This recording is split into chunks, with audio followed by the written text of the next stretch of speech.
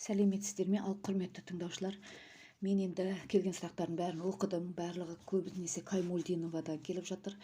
10 класстың енді осы кітапқа жалпы шолу жасап өтейін деп шештім. Тыңдайтын болсаңыздар, соңына шейін тыңдап, мені қолдап кетіңіздер. Мен әр бөлім бойынша қазір қандай ғалым еңбек етті, не бар, қысқаша шолу жасап өтемін.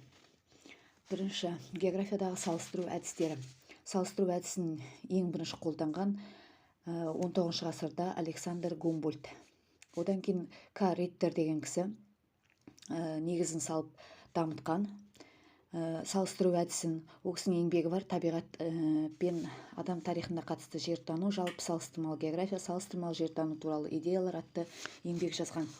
Енді салыстырмалы әдістің 3 түрі бар: синхронды салыстыру, диахронды салыстыру және баламалау әдісі деген бар.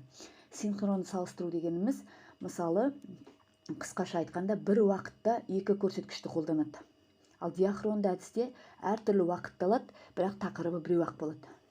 Ал енді баламалау әдісі деген ең жақсы зерттеген нәрсеге ұқсату. Мысал үшін, ежелгі заманда жер шарын Платон деген ғалым жер шарыны тірі ағзаға зерттеген. Бұл туралы сабақтарыңызда айтқан шығарсыздар. Мысалы, Азияны Жапонияның басы деген, ал аяқтарын Қытай мен Үндістан деген жаңа индустриал елдерді қолдары деп санаған, ал мұнай экспорттайтын елдерді жүрегі деп санаған. Бұның барлығын бірінші тоқсанда айтып кеткенбіз. Келесі, географиядағы сандық әдістер. Сандық әдістердің түрлерін айтайын. Сандық әдістің түрлері: сандық әдіс, мерзімдік әдіс және теңгерім әдісі деп үшке бөлінеді. Енді келесі, географиялық аудандастыру әдісі біртекті ареал, торапты ареал деп екіге бөлінеді. Бұған еңбек бұның дами бастаған кезеңі аудандастырудың 18 ғасырдың соңы мен 19 ғасырдың басында басталады екен. Енді осы аудандастыруды реттеген В.Н. Холлина, тестта жүр осы кісінің аты. Келесі бір әдіске тоқталайық. Ол заманауи картография әдісі. Бұған картаметриялық әдісті кіргізген. Картаметриялық әдісті қолданатын өлшемдер ұзындық, аудан және көлем. Бұл да тестта жүр. Көрвиметр дейді. Көрвиметр латынның иілу деген сөзінен алынған. Одан кейін мына жерде есептеу беріпті. Бұл әріптестерімізде формула болып келді. Карта бойынша аудан өлшемін алудың палетка әдісі, формуласы: үлкен S ағылшынша. S тең А квадраты көбейтілген N. Мұндағы А масштабқа сәйкес квадрат қабырғаларының өлшемі N квадраттың санына тең болады дейді. Формуласы S тең А квадрат көбейтілген N.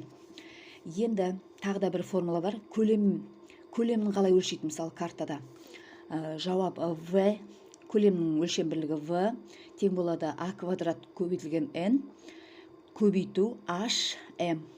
Мұндағы HM орташа биіктік немесе орташа тереңдік көрсеткішіне ие. Осы екі формула көп келіп жатыр әріптестерімізде. Одан кейін картографиялық анимация дегеніміз бар. Бұл заманауи картографиялық әдіске жатады. Жаңағы палетка, планиметр бәрі заманауи картография әдісінің ішінде жүр. Одан картографиялық анимация дейді. Картографиялық анимацияда мынадай ақпарат беріпті: анимациялық көрсетілімдер қалыпты 1 секундта 24 кадр көрсетеді екен. Келесі, гаж дейді.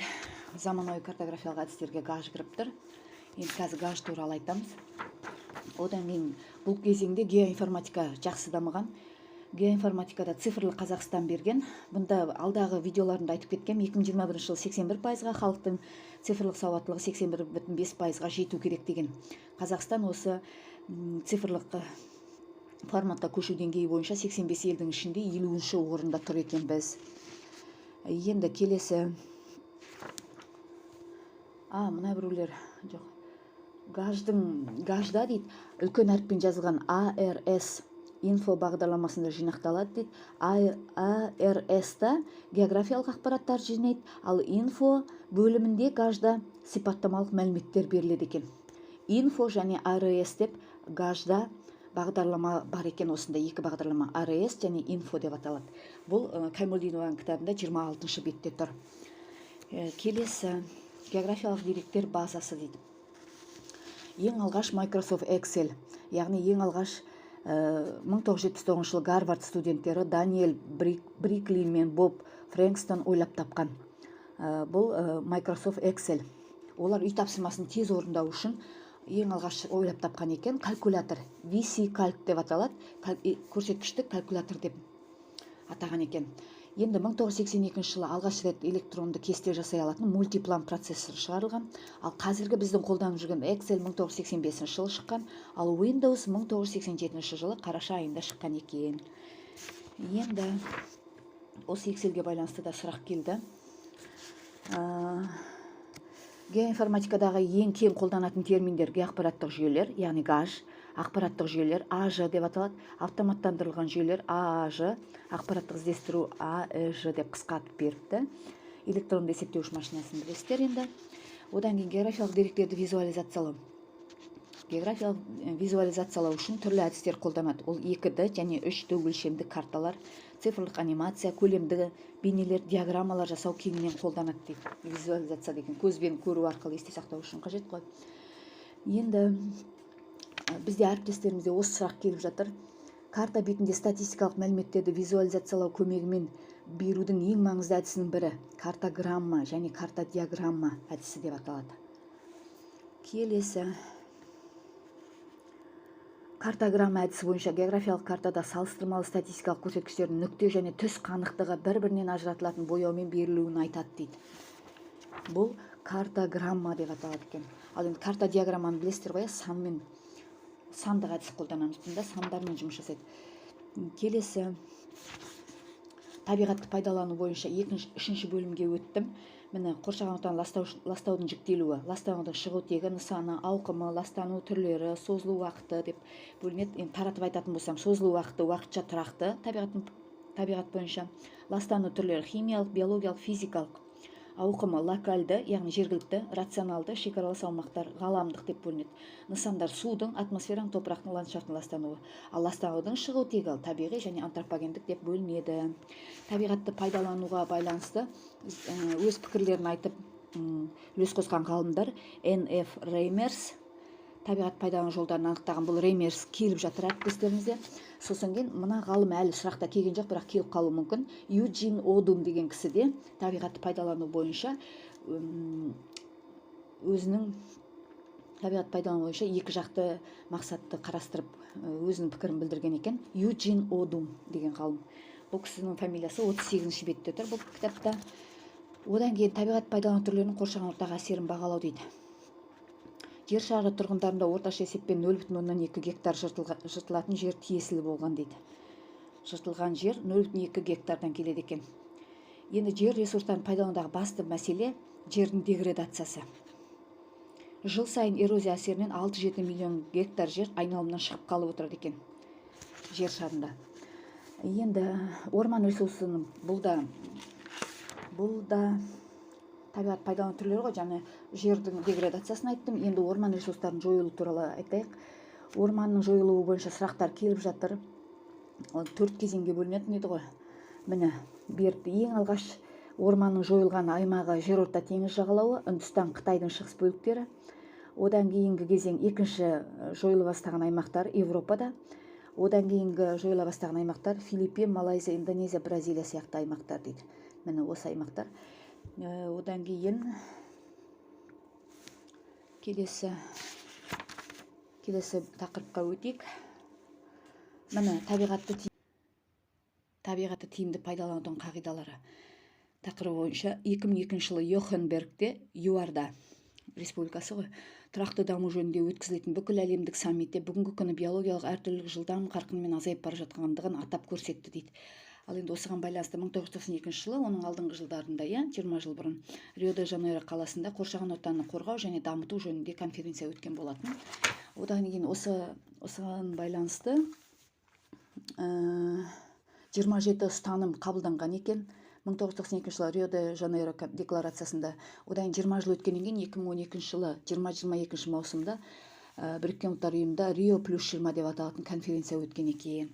Келесі геокологиялық зерттеу негіздері бойынша. Геокологияны алғаш 1939 жылы ғылымға енгізген ол Тролл.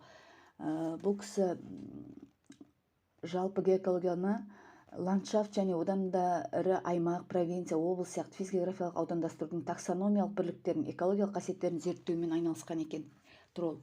Осылай аймақтарға, провинцияларға бөліп алған екен. Келесі геосфераның ластанудың түрлерін беріпті.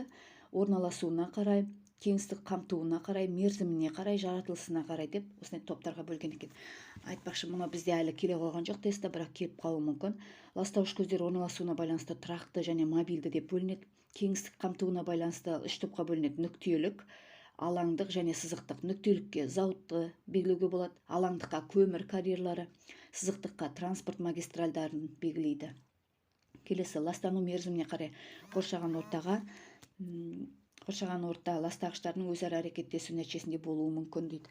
Келесі, ластану жаратылысы бойынша 4 топқа бөлінеді. Оны бәріміз де білеміз: химиялық, физикалық, биологиялық және эстетикалық немесе визуалдық дейді. Қайталанбас шикізат көрінісінің бұзылуы.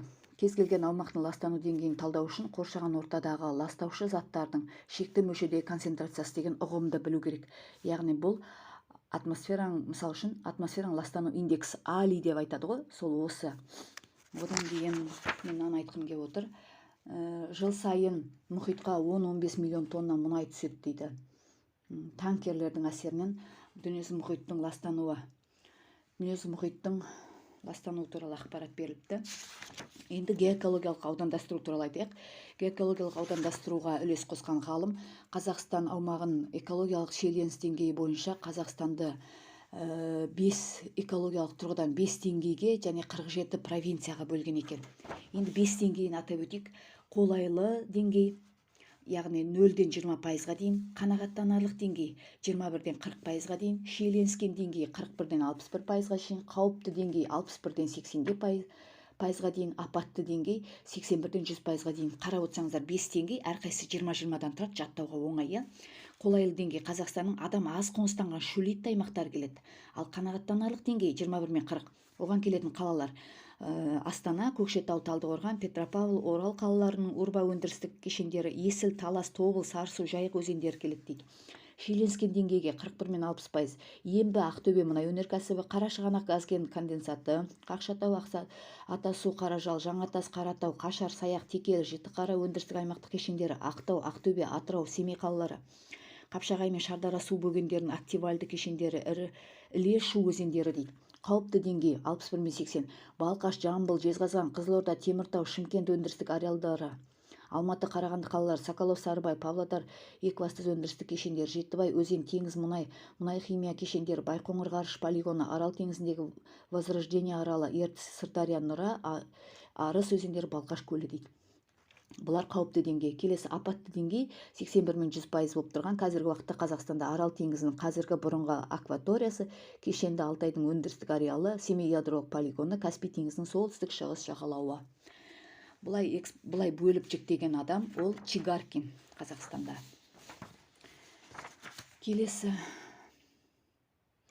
ормандардың келесі ол геокологиядағы антропогенді факторлар тақырыбы бойынша ормандардың жойылуы туралы ақпарат беріпті. Ормандар мен бұталар 4 миллиард гектар жерді алып жатыр жер шары бойынша, яғни құрлықтың 26,8%. Ағаш сүре қорының қоры 330 миллиард метр куб дейді. Келесі, ФАО ұйымының дерегі бойынша 6 миллион гектар жойылды. Мұна біздің әріптестерімізде келді. Амазония мен Индонезияда қазіргі кезде жойылып жатқан деп тестта келді. Амазония мен Индонезия деп жауабын белгілепті әріптестеріміз. Келесі, топырақта антропоген бұзылу мен шөлейттену. Антропогенді бұзылу ол деградациясы топырақтың. Қазіргі кезде адамзат бұрыннан пайдаланып келген жер қорының 2 миллиард гектарынан айырылып қалды дейді, яғни қалпына келмей қалды қайтадан. Келесі, шөлейттену. Қазіргі кезде шөлейттену жер шарында 10 миллион шаршы шақырым жерді құрайды екен. Бүкіл әлем жер қорының пайызға шаққанда 8%-ын құрайды. Шөлейттену 10 миллион, пайызға шаққанда 8%. Жаттап алу керек.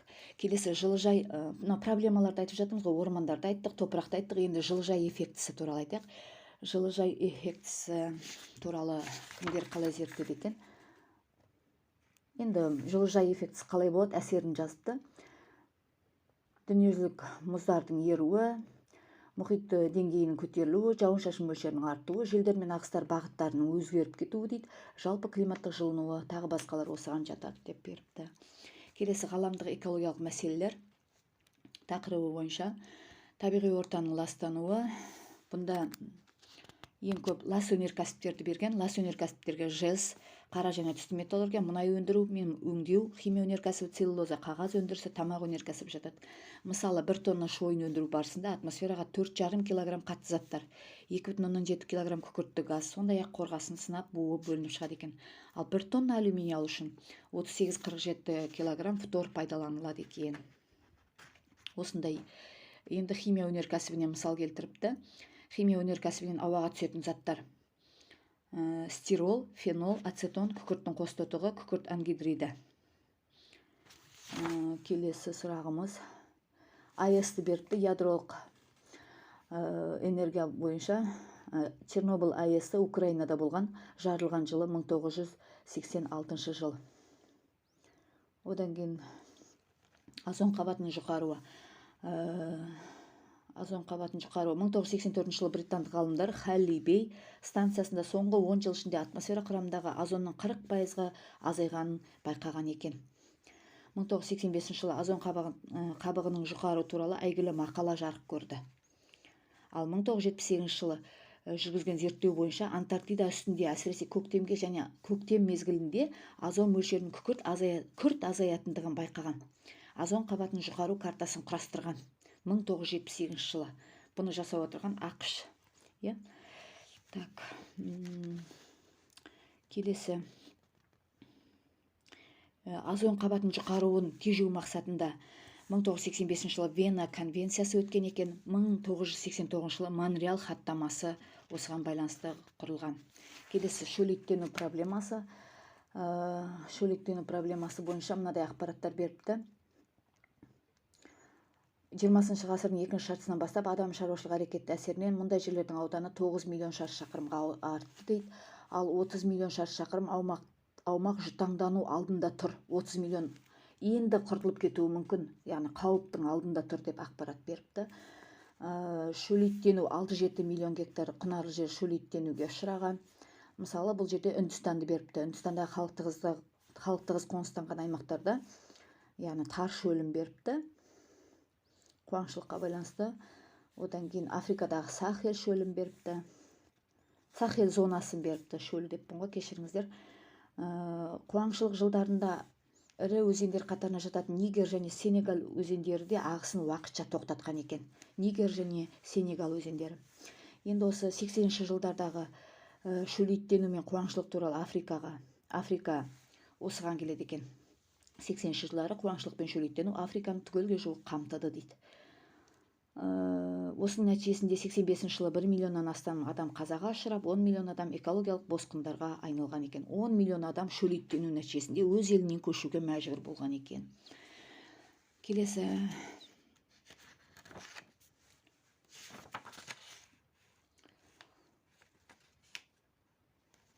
мемлекеттердің экологиялық саясат тұрғындардың экологиялық білімі мен мәдениетін қалыптастыруға бағытталады дейді. Мысалы, Батыс Еуропада экологиялық жағынан жайлы елдер Швеция, Норвегия, Финляндия, Швеция өз бюджетінің 4-7% экологиялық мақсатқа жұмсайды екен. Ал Жапония өз бюджеттерінен 1970-80 жылдарында өз бюджеттерінен қоршаған ортаны жақсарту мақсатында ластайтын өнеркәсіптермен күресу мақсатында өз бюджетінің 11% экологиялық шараға жұмсаған екен. Яғни өзіміздің бюджеттен кәдімгідей көп қаржы бөліну керек. Негізі дамыған елдерде, мынандай бір тест оқығам, негізі дамыған елдерде қоршаған ортаны сақтау мақсатында ақшаны көбірек бөледі екен. Өнеркәсіптерге қарағанда қоршаған ортаны сақтау үшін көбірек ақша бөледі екен. Өйткені оны қайтадан қалпына келтіру, оның зардаптары түскен пайдадан да асып түседі деп айтады. Сонымен әріптестермен 3 бөлімді сіздерге жалпы шолу жасап өттім. Енді қазір 4-ші бөлімге шолу жасайтын боламын.